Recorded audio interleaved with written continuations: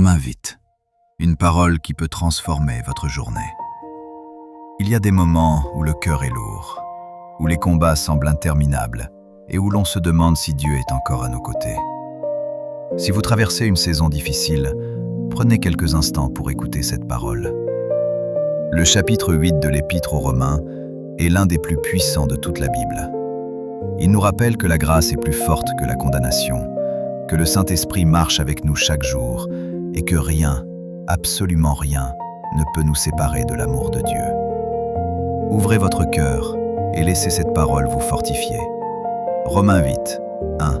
Il n'y a donc maintenant aucune condamnation pour ceux qui sont en Jésus-Christ. 2.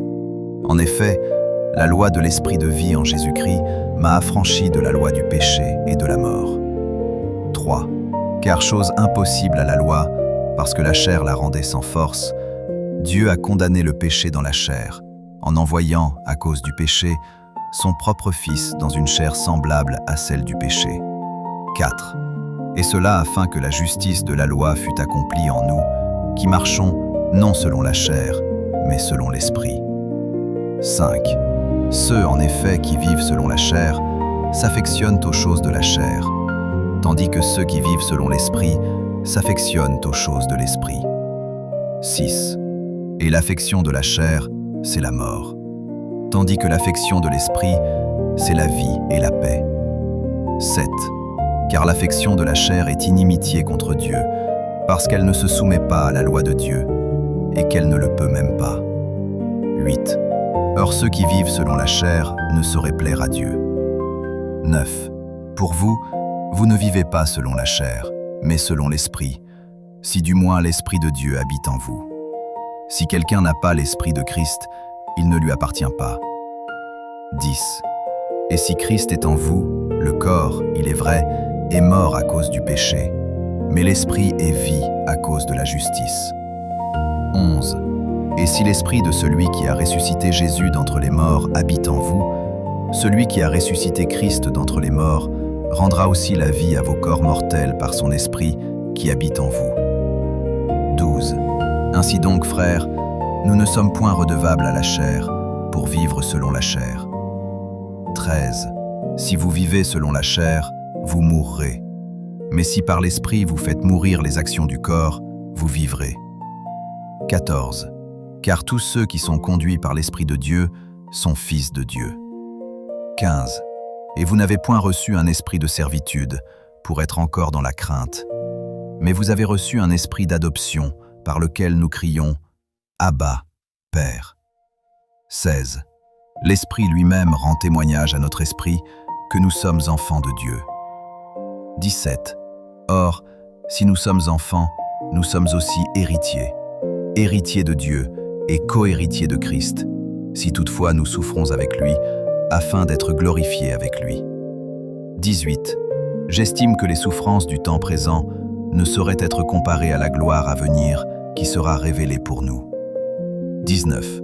Aussi la création attend-elle avec un ardent désir la révélation des fils de Dieu. 20. Car la création a été soumise à la vanité, non de son gré, mais à cause de celui qui l'y a soumise.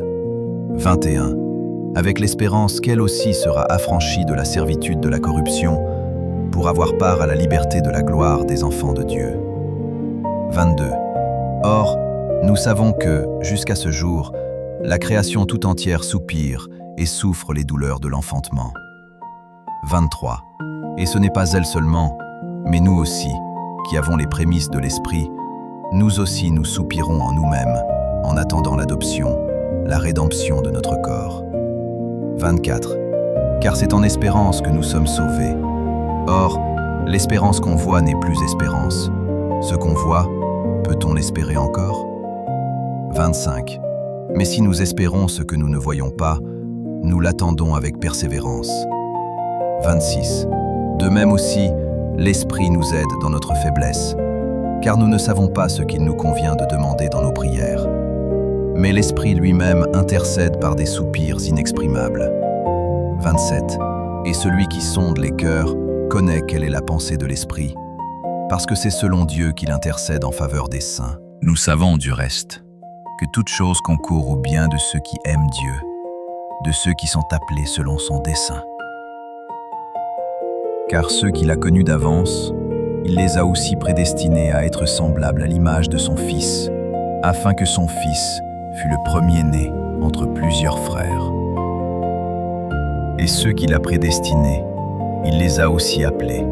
Et ceux qu'il a appelés, il les a aussi justifiés. Et ceux qu'il a justifiés, il les a aussi glorifiés. Que dirons-nous donc à l'égard de ces choses? Si Dieu est pour nous, qui sera contre nous? Lui qui n'a point épargné son propre Fils, mais qui l'a livré pour nous tous, comment ne nous donnera-t-il pas aussi toutes choses avec lui? Qui accusera les élus de Dieu? C'est Dieu qui justifie. Qui les condamnera? Christ est mort, bien plus, il est ressuscité, il est à la droite de Dieu, et il intercède pour nous. Qui nous séparera de l'amour de Christ? Sera-ce la tribulation, ou l'angoisse, ou la persécution, ou la faim, ou la nudité, ou le péril, ou l'épée? Selon qu'il est écrit, c'est à cause de toi qu'on nous met à mort tout le jour, qu'on nous regarde comme des brebis destinées à la boucherie. Mais dans toutes ces choses, nous sommes plus que vainqueurs par celui qui nous a aimés. Car j'ai l'assurance que ni la mort, ni la vie, ni les anges, ni les dominations, ni les choses présentes, ni les choses à venir, ni les puissances, ni la hauteur, ni la profondeur, ni aucune autre créature ne pourra nous séparer de l'amour de Dieu, manifesté en Jésus-Christ, notre Seigneur. Père céleste, merci pour cette parole qui nous rappelle qu'en Jésus-Christ, il n'y a plus de condamnation. Merci parce que, même lorsque nous sommes faibles, tu ne nous abandonnes jamais. Tu connais nos combats, nos inquiétudes, nos blessures et les fardeaux que nous portons en silence. Aujourd'hui, nous te demandons de renouveler notre foi. Là où il y a la peur, fais naître la paix. Là où il y a le découragement, apporte le courage. Là où il y a les larmes, fais couler ton réconfort. Là où il y a des portes fermées, ouvre un chemin selon ta volonté. Remplis-nous de ton Saint-Esprit, afin que nous marchions chaque jour selon tes voies. Donne-nous la force de résister aux tentations, d'aimer comme tu nous aimes, de pardonner comme tu nous pardonnes, et de garder confiance, même lorsque nous ne comprenons pas tout.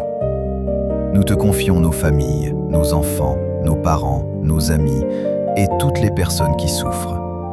Visite les malades, relève ceux qui sont découragés, console ceux qui pleurent, et restaure ceux qui ont perdu l'espérance. Seigneur, grave dans nos cœurs cette vérité éternelle. Rien ne pourra jamais nous séparer de ton amour manifesté en Jésus-Christ.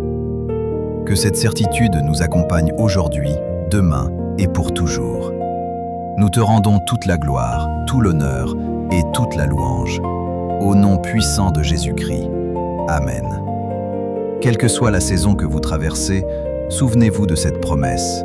Dieu est avec vous. Les circonstances changent, mais son amour demeure. Gardez cette parole dans votre cœur, méditez-la chaque jour et laissez-la guider chacun de vos pas. Si cette lecture vous a encouragé, n'hésitez pas à aimer, à laisser un commentaire pour partager ce que cette parole a touché dans votre vie, à la partager avec une personne qui a besoin d'espérance aujourd'hui et à l'ajouter à vos favoris afin de pouvoir la relire chaque fois que votre foi aura besoin d'être fortifiée. Que Dieu vous bénisse abondamment.